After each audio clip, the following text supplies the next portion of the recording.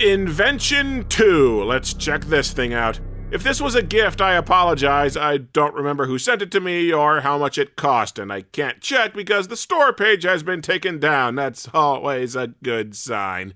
Looks like we're in for some kind of survival horror thing, going by the title screen, because we didn't have enough of those on Steam yet.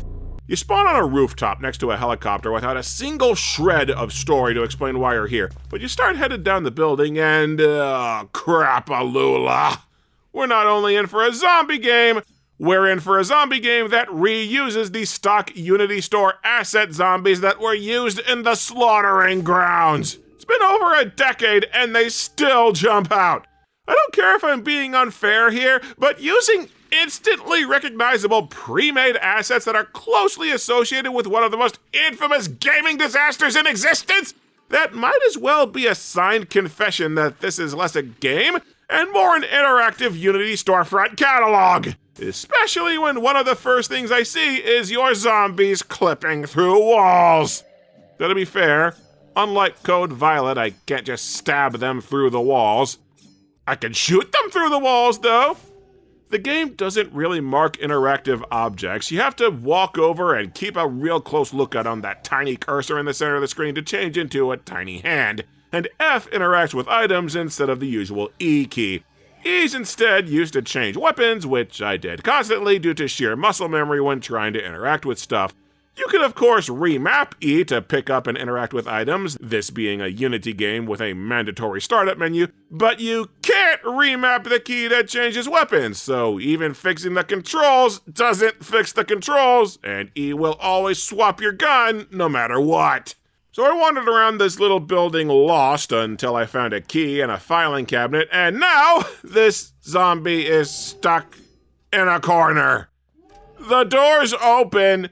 There is nothing stopping him from attacking me, but the poor bastard's got no AI, so he just walks endlessly into a corner.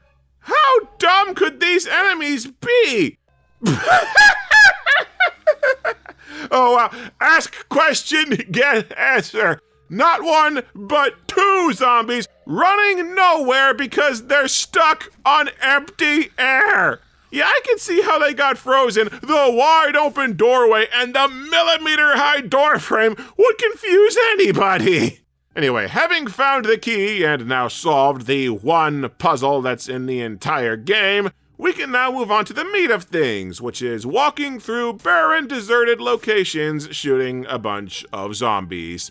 There are no varying enemy types or any other threats, just zombies that walk straight towards you. And I swear the zombies do eventually move, because when you first walk out into this wide open city block, you find a few dozen zombies just frozen in place.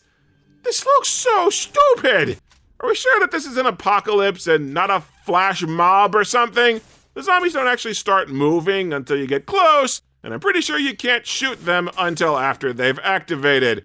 And I'm certain that these zombies came from multiple different asset packs intended for different games, because every now and then you'll see one that's somehow lit differently. It looks like they glow in the dark for no reason.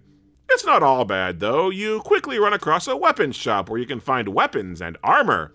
Now you take so little damage from enemies that you pretty much have to try and get yourself killed. You also get a shotgun, machine guns, and tons of ammo to fight the zombies. Now, you don't really need to switch to different weapons. There are no special encounters or tough enemies. The combat is so toothless that it's a complete joke. But hey, now you can fumble through your inventory for whatever still has ammo because you can only equip 2 guns at once. Opening the inventory to chug items or switch weapons also does not pause the game, because that would take some coding skill. I eventually just got bored and started running for the exit in these early city maps because it turns out you can do that. Only some of the enemies even have a run cycle to where they can chase you. Seriously, this is all you do. Run through dark corridors fighting default unpowered zombies if you give enough of a crap to stop and fight them in the first place.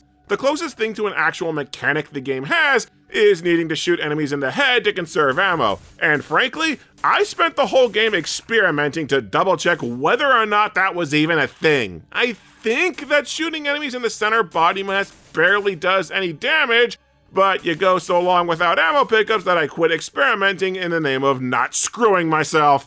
And trust me, the zombies are so slow that needing to land a headshot is not the handicap you'd think it would be.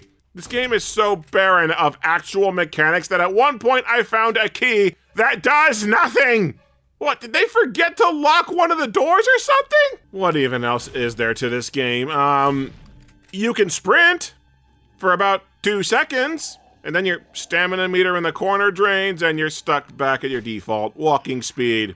I guess this game was intended at one point to be a survival game because there's a hunger meter, and food items you can pick up will replenish that hunger meter. But the meter drains insanely fast in mid-gameplay to the point you'll be starving for most of your game time. Dude's got the metabolism of the Flash with none of the upsides. At first I was concerned that the hunger meter was a dickbag timer on the gameplay, but near as I can tell, nothing happens when your hunger gets empty. Food does absolutely nothing. Then as I was editing this video, I noticed that hunger makes your health refill very slowly. So it doesn't do nothing, it does almost nothing. I guess item degradation's also meant to be a thing, but I never noticed a difference in how any of my equipment worked. The only other thing that goes on in-game is the levels will be filled with dead ends and invisible walls to where you'll briefly get stuck and confused, because I have the feeling the developer didn't actually make these environments to where you'd normally close off places the player wasn't meant to go. The game's got an okay inventory system though, loads of slots for items where you click and drag things to equipment slots and hotkeys. It's too bad there's only one vest and one helmet to where the equipment system's useless, and 90% of what goes into your inventory is just ammo, but it's there. Anyway, you wander through a street, a sewer, another street, an apartment complex, and oh, look! More zombies that can't figure out how to cross an open passageway! Christ, that one in the front at least has an excuse of being stuck on a ledge. That one in the back is stuck on nothing! You know, I walked along this avenue. I never thought I'd meet a girl like you. Or meet a girl like you. With auburn hair and tawny eyes. The kind of eyes that hypnotize me through. I'm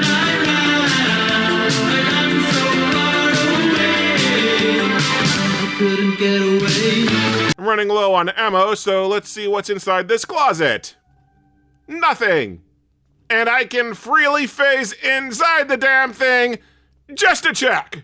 See, now I'm wondering if there are any other parts of the environment without any coded collision physics that I missed. Back outside with one of the ugliest city views and skyboxes I think I've ever seen. The buildings are all foggy and bright blue, and the sky is black as pitch. It looks like this background is upside down. You eventually come across a bridge you need to cross with tons of zombies on it, and at one point I think I hit a zombie in the head 3 times and it didn't register. And once you cross the bridge, you spontaneously teleport into the middle of a forest in the middle of the day. Yeah, this developer just completely did not care. Ran out of nighttime city assets, so let's warp a few dozen miles in about 12 hours with no explanation. That's game design. You don't even spawn on a bridge!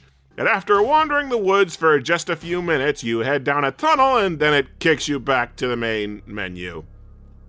What?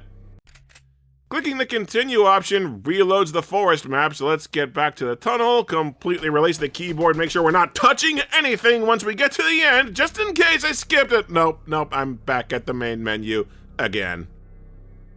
I think that's it. The game has absolutely zero ending. No story of any kind at either the beginning, middle, or end, and it just cuts off with no credits or anything after 30 minutes. Yeah, the game's only half an hour long, and that's if you get lost like I did. This game's about as long as an episode of Friends, and only about 5% as funny. And that, dear players, is the sum total of the pre-made assets the developer could be arsed to purchase. Now kindly, screw off. And why the hell is it called Invention 2? You don't craft or invent anything, and the plot or whatever you want to call it doesn't involve creating something. Why invention? Did you just flip open the dictionary and pick the first word? Why invention? Invention 2 is pretty typical slop as far as Steam goes. Purchase a bunch of pre-made assets, huck them into a simple genre to where you can find most of the game already made for you, get it to just barely function, and throw it up for sale. Even the story of why the game's not on Steam anymore is pretty bog standard. I asked Mello Online, who asked his researcher, Sir Violent Death, and he said the developer was just snagged in a mass ban one day. About once a year, Valve will apparently publicly show that it does, in fact, have rules, and make an example out of tons of developers at once and ban them for having violated terms of service. In this developer's case, they were suspected of review manipulation, which, at time of recording, there are no reviews at all. So I guess the takeaway is, F around and find out. Just because consequences don't come fast, doesn't mean they won't come at all. Yeah.